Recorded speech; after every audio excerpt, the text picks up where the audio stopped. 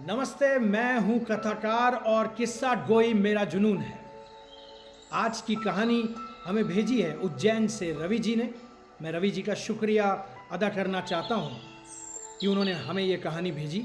बहुत ही खूबसूरत कहानी है, दिल को छू जाने वाली। इस कहानी में एक राजा था। ये राजा बहुत ही प्रतापी, बहुत ही बलशाली, बहुत ही धनवान था।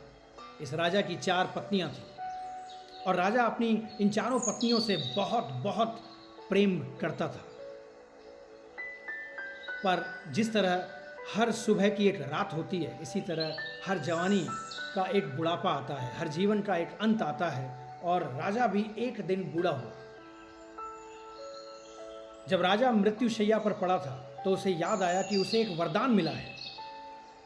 अगर कोई व्यक्ति उसके साथ उसकी अंतिम यात्रा में साथ देना चाहे तो दे सकता है। उसने सोचा कि क्यों नहीं वो अपनी चारों पत्नियों को या फिर उन चारों पत्नियों में से किसी एक को अपने साथ उस दुनिया में ले जाए।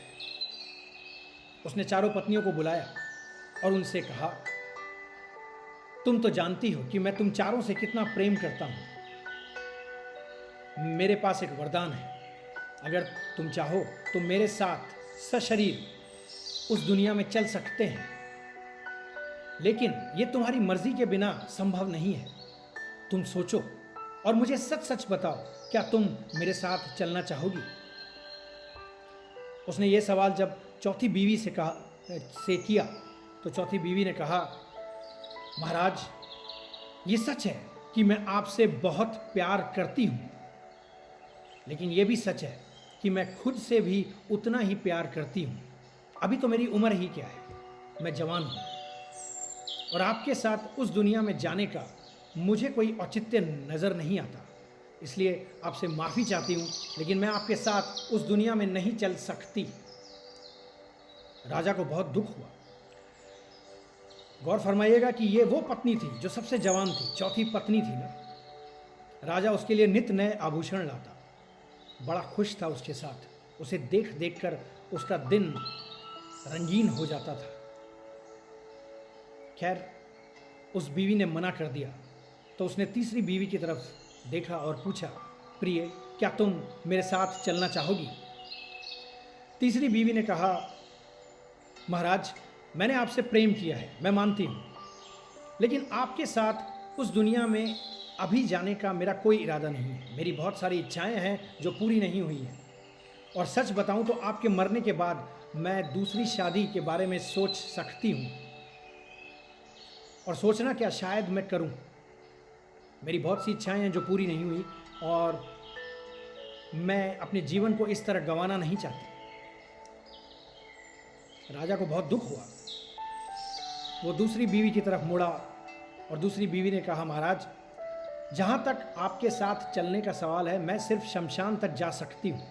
मेरे भी बच्चे हैं, मेरे भी रिश्तेदार हैं, मेरे भी दोस्त हैं, मेरे भी कुछ काम हैं जो अधूरे हैं। मुझे तो अभी अपने बच्चों की शादियाँ देखनी हैं, उनके बच्चे पालने हैं। मैं आपके साथ नहीं चल सकती। राजा ने बड़ी ही हताश आंखों से पहली बीवी की तरफ देखा। ये पहली बीवी वो बीवी थी जो राजा के साथ तब से थी जब राजा राजा नहीं बना था। ये बीवी सबसे बूढ़ी थी, बेडौल थी, लेकिन उसके चेहरे पर बच्चों जैसी मासूमियत थी। इस बीवी ने कहा, आपको पूछने की ज़रूरत ही नहीं है, ये दुनिया हो या वो दुनिया, मैं तो आपके साथ तब से हूँ जब आप राजा भी नहीं बने थे। आप जहाँ जाएंगे मैं साये की तरह आपके पीछे पीछे चलूँगी। ये सुनते ही राजा की आंखों में पानी आ गया। राजा ने इस बीवी पर कभी ध्यान नहीं दिया था।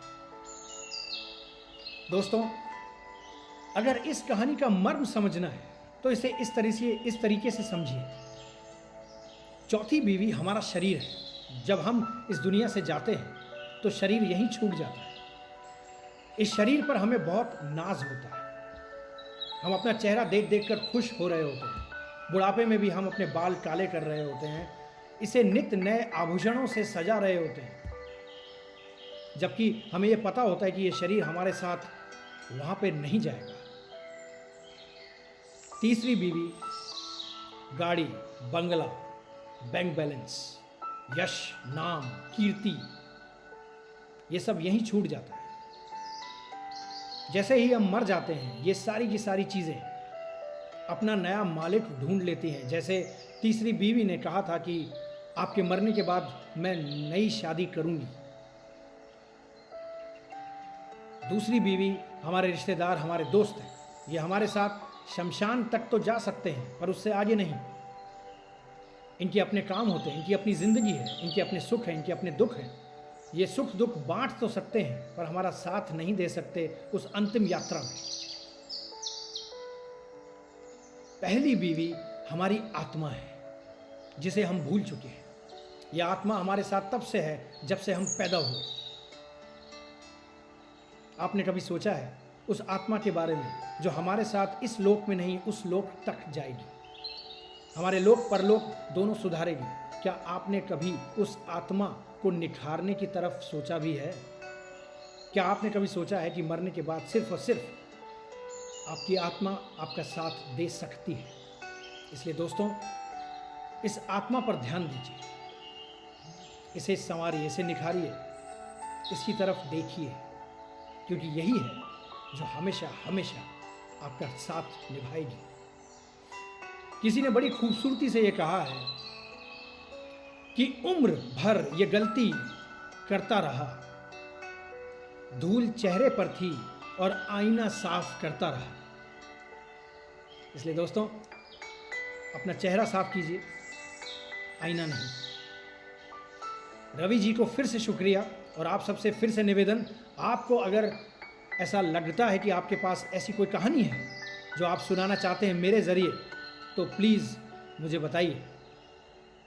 तब तक के लिए शुक्रिया, बाय बाय।